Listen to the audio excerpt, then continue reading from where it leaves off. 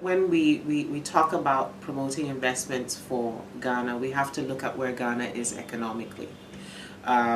Middle income status country seeking to progress to upper middle income status necessarily means that your legislation, your regulatory environment, and the quality of access to resources for the business community become fundamentals that you have to project and put forward. We're no longer looking at investments for one element of the value chain. We have to look at the entirety of the value chain. Ghana is now a place that is looking for a certain quality of investments. So it's not just about the numbers, but the specific sectors that are relevant to us from a development perspective. For instance, obviously power would be number one at the top of the list. Infrastructure is obviously the other big one. We know that Ghana has been very successful positioning itself as a hub for access into West Africa. That necessarily means that our airports, our port facilities, our border distribution road networks, our railway systems all need to be built up to a point where they can respond to all of this increasing commercial interest. And so we as an investment promotion center have to be very targeted.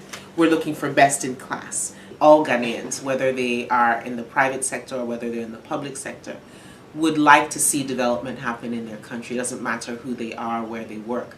And once that becomes the foremost agenda, then everybody has a common platform from which to operate. Each party is bringing to the table certain skill sets, and they have very specific, very clear roles that they are to play in order for the project to be successful.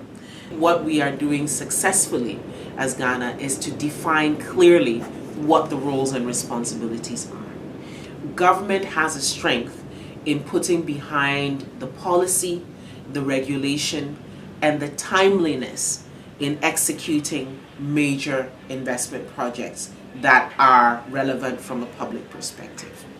The private sector brings to the table technical know-how, a great deal of efficiency in execution, and obviously quite a lot of skill in developing financial models that make good commercial sense for both parties.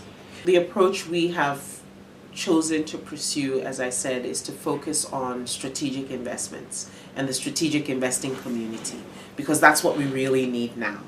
And I think by default, they do their own risk analysis. They look at their feasibility studies with their own transaction advisors, and they begin to see the pattern of growing excellence in engaging with the Investment Promotion Center, with the various policy decision makers, with the domestic business community. And they're finding that there's a lot of credibility in the quality of the information. And that in and of itself is rebranding the country. If you look at what's going on in our investment promotion space, we have back-to-back inbound investment missions of big business delegations, extremely respected in their own countries. Why? Because the rebranding of the opportunities in Ghana is already taken root. And they already recognize that if they don't take the first step here, they will be last in line.